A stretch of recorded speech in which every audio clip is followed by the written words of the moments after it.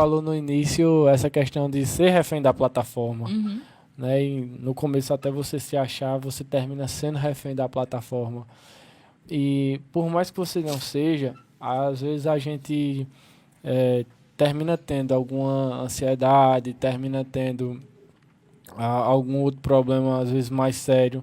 Mas para tu, a rede social desenvolveu a ansiedade ou melhorou, caso Melhorou. tu já tivesse? Melhorou e muito. Quando eu comecei, assim, né? Na verdade, eu abri, sempre falei, né? Que minha vida é um Insta aberto. Eu abri minha vida no Instagram um dia que eu tive uma crise de ansiedade, assim, eu já tive depressão. E eu tive uma crise de ansiedade e eu abri a câmera do celular, comecei a, a falar, e eu peguei, postei no IGTV e botei o celular em modo avião e fui dormir. Consegui dormir, é como se eu estivesse desabafando com alguém. Na época, minha terapeuta tinha viajado e o fuso era muito diferente. E ela estava de férias, sabe? Estava na Europa. E eu não tinha com quem falar o que eu estava sentindo e as coisas que eu achava sobre isso, entendeu? Sobre julgamento, tudo que acontecia com quem tinha esse tipo de problema.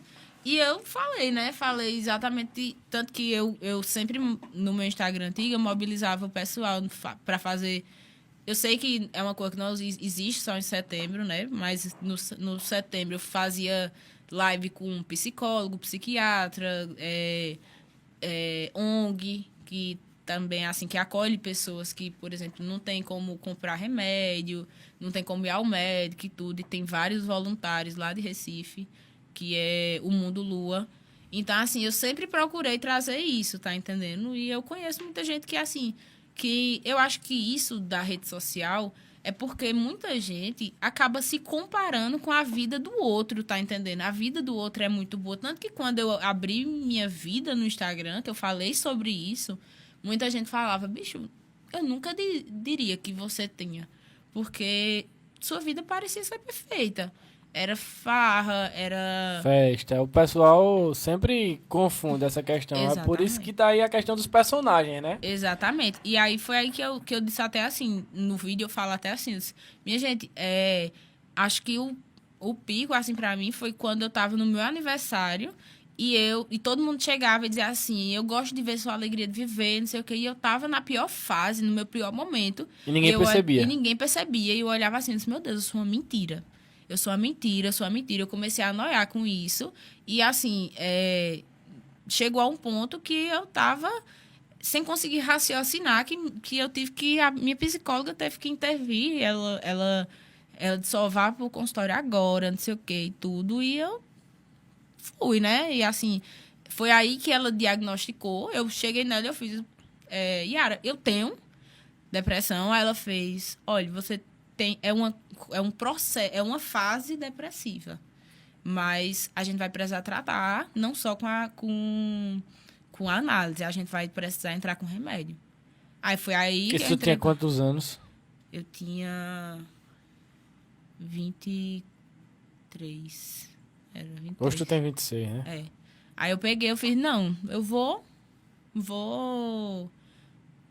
Voltei pra Serra, né? Que foi quando eu voltei pra Serra. E assim, eu sempre. Quando eu falo sobre isso, hoje em dia eu falo sobre isso muito como uma questão de superação, entendeu? Porque realmente hoje em dia eu tô aqui, mas eu passei por isso e acho que, assim, todo mundo que busca ajuda também pode passar por isso e se reerguer, estar bem depois e tudo. É porque, assim, existe ainda um preconceito muito grande. Tem gente da sua própria família que julga, que não ajuda, que fala que é para chamar atenção, que é frescura, que é besteira. Que é E falta de Deus. exatamente. Então, assim, o que mais tem é gente para falar, mas gente para dar a mão são poucas pessoas. Então, assim, conto nos dedos as pessoas que me deram a mão nessa época. Hoje em dia, não, né? Com isso da pandemia, muita gente desenvolveu ansiedade e tudo. E hoje em dia o pessoal entende mais sobre isso, fala-se mais sobre isso, né? Mas até isso foi difícil para mim no momento, porque até eu me culpava. Eu dizia, por que eu tô sentindo esse vazio se eu tenho tudo?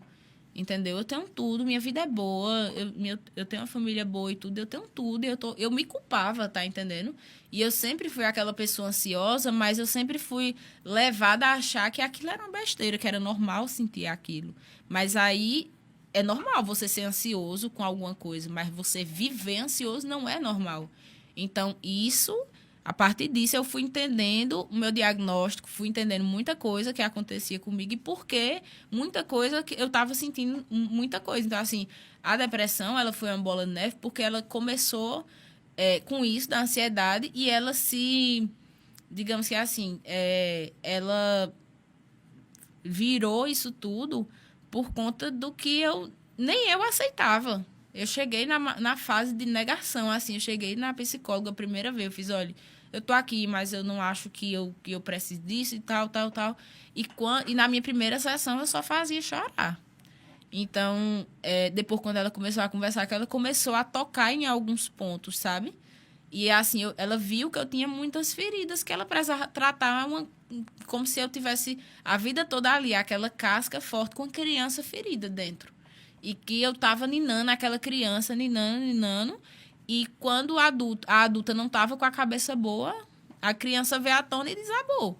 Tá entendendo? Então, muita coisa na época aconteceu, assim, digamos que eu passei por fases difíceis, assim, com a engenharia, assédio, enfim, coisas que eu passei que eu não contava a ninguém.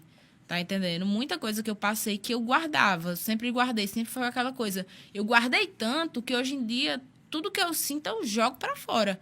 Porque foi uma das coisas que eu aprendi com a minha psicóloga. Ela disse, olha, você não pode guardar.